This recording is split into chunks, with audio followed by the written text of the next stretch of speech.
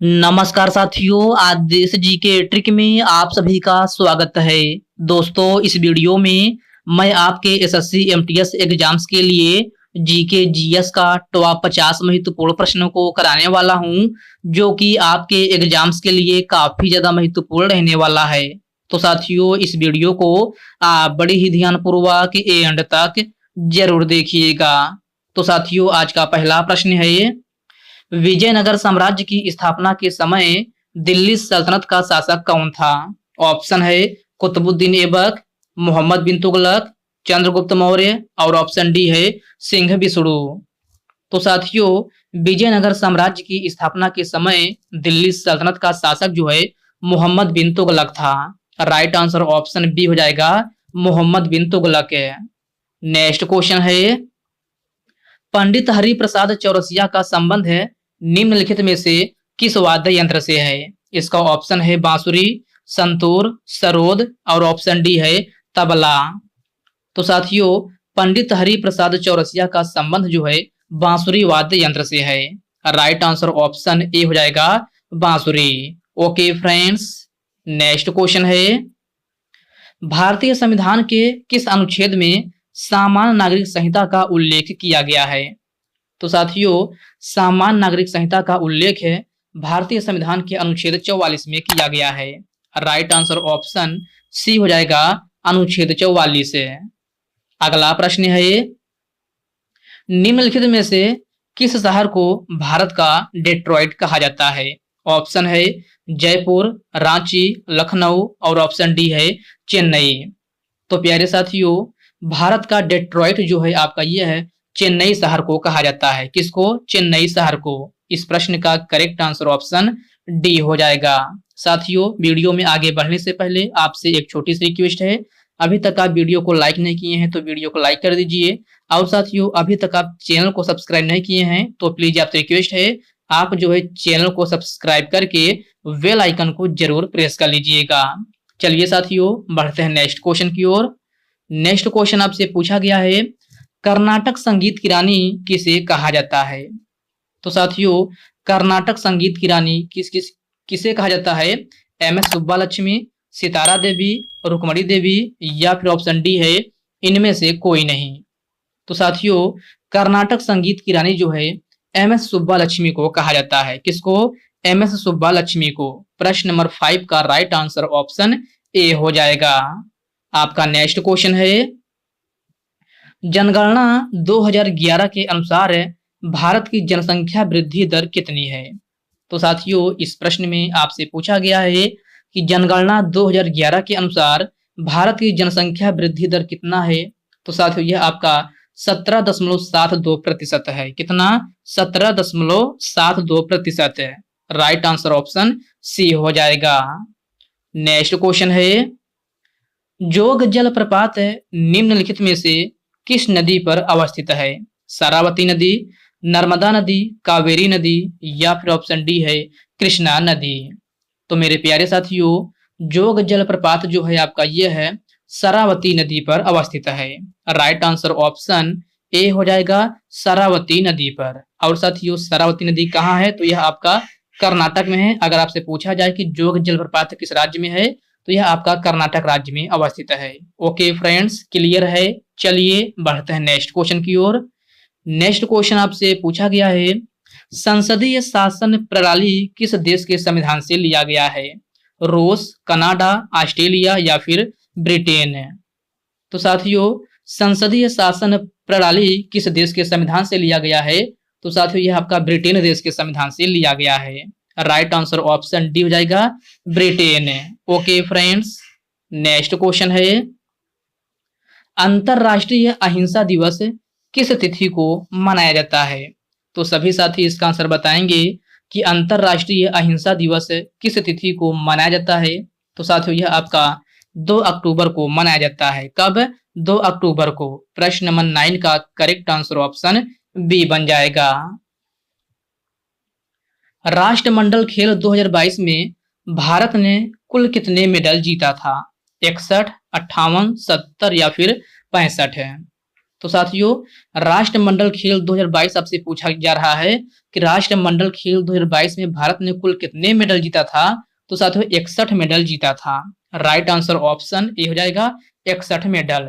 Okay friends, इसको आप अच्छे से जरूर याद रखिएगा। आपका नेक्स्ट क्वेश्चन है रणजी ट्रॉफी 2022-23 से की विजेता टीम कौन है। तो रणजी ट्रॉफी 2022-23 की विजेता टीम जो है आपका सौराष्ट्र टीम है। राइट आंसर ऑप्शन बी हो जाएगा सौराष्ट्र टीम। और उप विजेता पूछा जाए तो ये भी याद रखिएगा, अगर उप विजेता पूछा जाए तो आपका बंगाल था, तो इसको भी आप अच्छे से जरूर याद रखिएगा।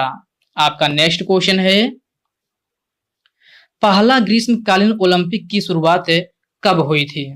तो आप बताना है पहला ग्रीष्मकालीन ओलंपिक की शुरुआत कब हुई थी। ऑप्शन है 1869 में, 1898 में, 1888 या फिर ऑप्शन डी है 1896।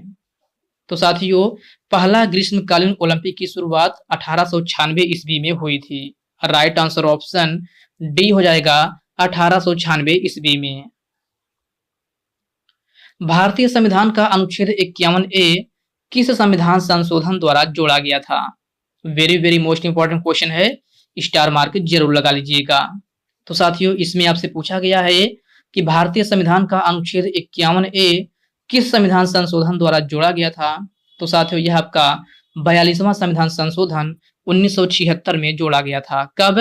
42वां संविधान संशोधन 1976। और साथियों भारतीय संविधान का अनुच्छेद 51A में क्या है। तो साथियों इसमें आपका मौलिक कर्तव्य है, तो इसको भी आप अच्छे से जरूर याद रखिएगा। अगला प्रश्न है झिझिया लोक नृत्य शैली किस राज्य से संबंधित है। केरल, असम, बिहार या फिर मिजोरम। तो साथियों झिझिया लोक नृत्य शैली जो है आपका ये है किस राज्य से संबंधित है। तो साथियों ये आपका बिहार राज्य से संबंधित है। राइट आंसर ऑप्शन सी हो जाएगा बिहार राज्य से। ओके फ्रेंड्स, क्लियर है। चलिए बढ़ते हैं नेक्स्ट क्वेश्चन की ओर। नेक्स्ट क्वेश्चन आपसे पूछा गया है हेमा मालिनी को पद्मश्री अवार्ड से कब सम्मानित किया गया था। 2002 ईस्वी, 2000 ईस्वी, 1999 ईस्वी या फिर ऑप्शन डी है 2005 ईस्वी। तो मेरे प्यारे साथियों हेमा मालिनी को पद्मश्री अवार्ड से 2000 ईस्वी में सम्मानित किया गया था।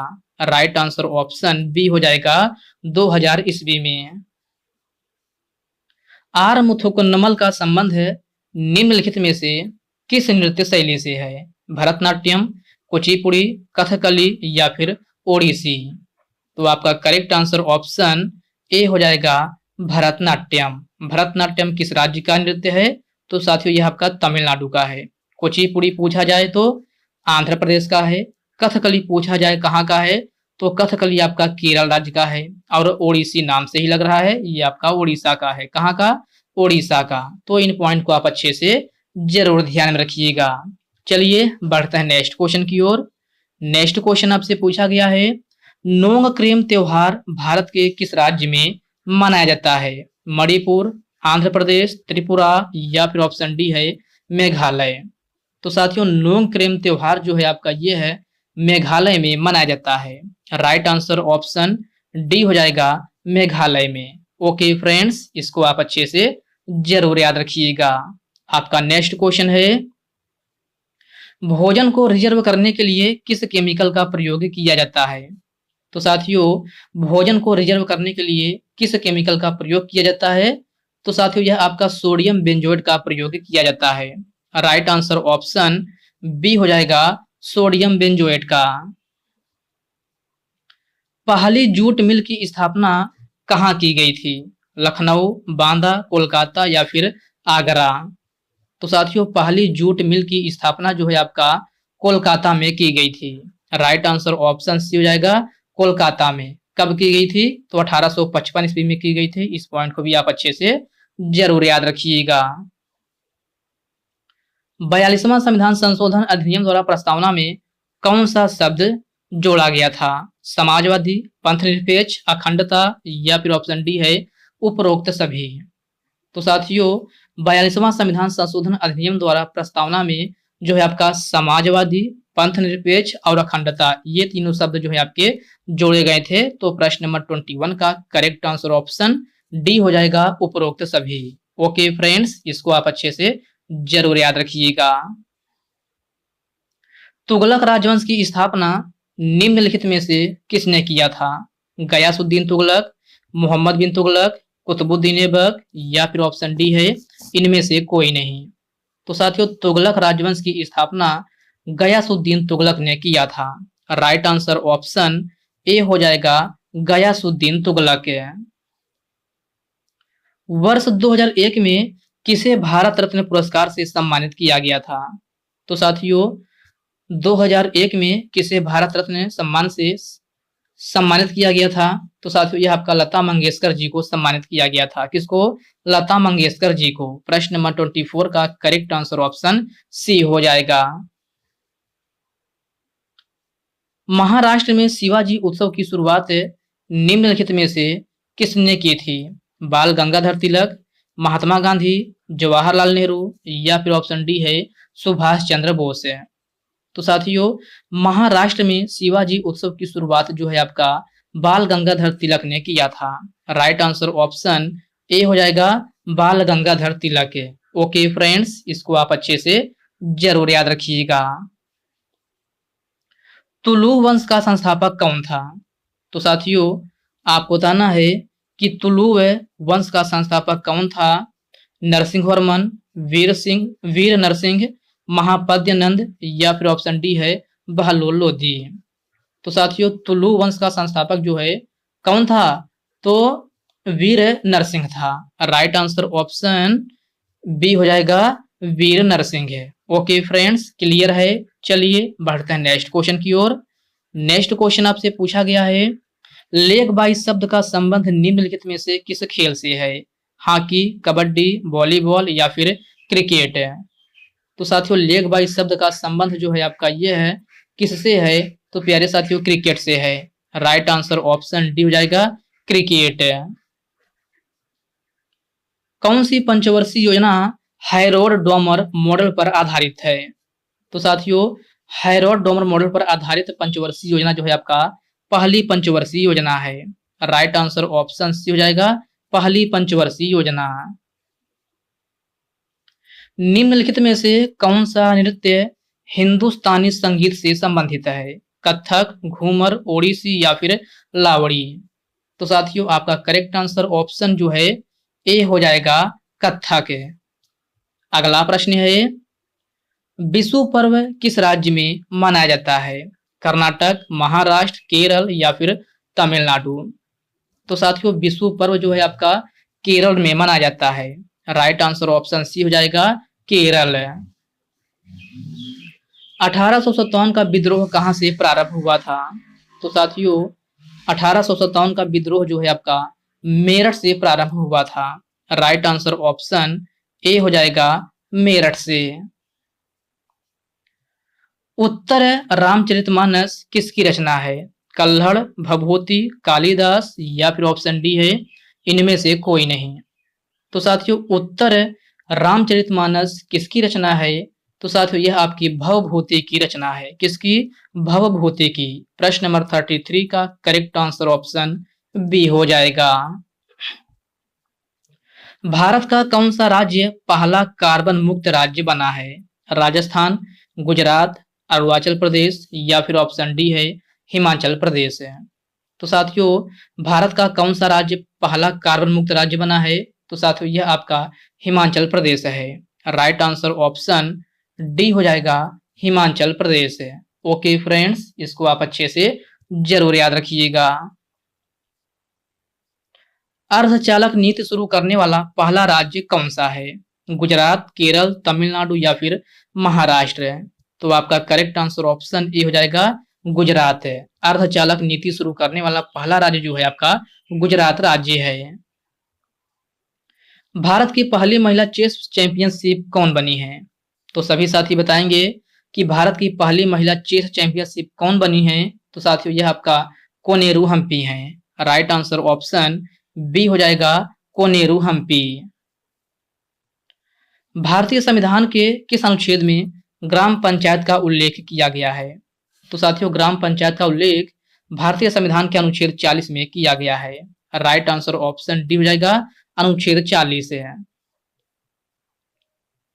गैर नृत्य शैली किस राज्य से संबंधित है? तो सभी साथी इसका आंसर बताएंगे कि गैर नृत्य शैली जो है आपका यह किस राज्य से संबंधित है। ऑप्शन दिया गया है राजस्थान, कर्नाटक, पंजाब या फिर ऑप्शन डी है अरुणाचल प्रदेश है। तो साथियों गैर नृत्य शैली जो है आपका यह है राजस्थान राज्य से संबंधित है। राइट आंसर ऑप्शन ए हो जाएगा, राजस्थान है। ओके फ्रेंड्स, इसको आप अच्छे से जरूर याद रखिएगा। आपका नेक्स्ट क्वेश्चन है, सिजदा या पैबोस की प्रथा किसके द्वारा शुरू किया गया था? तो सभी साथी इसका आंसर बताएंगे कि सिजदा या पैबोस की प्रथा जो है किसके द्वारा शुरू किया गया था। ऑप्शन है अकबर, चंद्रगुप्त मौर्य, अशोक या फिर ऑप्शन डी है बलबन है। तो साथियों आपका करेक्ट आंसर ऑप्शन डी हो जाएगा। क्या होगा? करेक्ट आंसर डी होगा, बलबन। अगला प्रश्न है, स्मार्ट सिटी मिशन योजना की शुरुआत कब हुई थी? तो सभी साथी इसका आंसर बताएंगे कि स्मार्ट सिटी मिशन योजना की शुरुआत जो है कब हुई थी। इसका ऑप्शन दिया गया है 2012 में, 2015 में, 2016 या फिर ऑप्शन डी है 2018 में। तो मेरे प्यारे साथियों स्मार्ट सिटी मिशन योजना की शुरुआत जो है आपका ये है 2015 ईस्वी में हुई थी। राइट आंसर ऑप्शन बी हो जाएगा 2015 में। साथियों अगर आपसे डेट पूछा जाए तो डेट याद रखिएगा 20 जून। कब? 20 जून 2015 में स्मार्ट सिटी मिशन योजना की शुरुआत हुई थी। तो ये डेट सहित आपको ईयर जरूर याद रखना है, क्योंकि कभी कभी आपसे क्वेश्चन में डेट सहित पूछ लिया जाता है, तो आपको अच्छे से जरूर याद रखना है। चलिए बढ़ते हैं नेक्स्ट क्वेश्चन की ओर। नेक्स्ट क्वेश्चन आपसे पूछा गया है, लंदन हाउस इंस्टीट्यूट की स्थापना किसने किया था? तो मेरे प्यारे साथियों आप बताना है कि लंदन हाउस इंस्टीट्यूट की स्थापना किसने किया था। ऑप्शन है उदय शंकर, नारायण पंडित, महात्मा गांधी या फिर ऑप्शन डी है श्याम जी कृष्ण वर्मा। तो साथियों लंदन हाउस इंस्टीट्यूट की स्थापना जो है आपका श्याम जी कृष्ण वर्मा के द्वारा किया गया था। राइट आंसर ऑप्शन डी हो जाएगा, श्याम जी कृष्ण वर्मा। और साथियों अगर आपसे पूछा जाए कि लंदन हाउस इंस्टीट्यूट की स्थापना कब हुई थी, तो लंदन हाउस इंस्टीट्यूट की स्थापना जो है 1905 ईस्वी में हुई थी। कब? 1905 ईस्वी में। ओके फ्रेंड्स, इसको आप अच्छे से जरूर याद रखिएगा। तो साथियों आज के इस वीडियो में बस इतने ही प्रश्न। साथियों इस वीडियो में मैंने आपको पूरे 42 क्वेश्चन करा दिया है। तो साथियों यह वीडियो आपको कैसी लगी आप कमेंट बॉक्स में कमेंट करके अपना फीडबैक जरूर दीजिएगा। और साथियों यह वीडियो आपके लिए थोड़ा भी हेल्पफुल लगा हो तो इस वीडियो को लाइक कर दीजिए, अपने साथियों के साथ शेयर कीजिए। फ्रेंड्स अभी तक आप चैनल को सब्सक्राइब नहीं किए हैं तो आप जो है चैनल को सब्सक्राइब करके बेल आइकन को जरूर से जरूर प्रेस कर लीजिएगा। तो चलिए साथियों इसी के साथ हम मिलते हैं किसी नेक्स्ट वीडियो में। तब तक के लिए जय हिंद दोस्तों।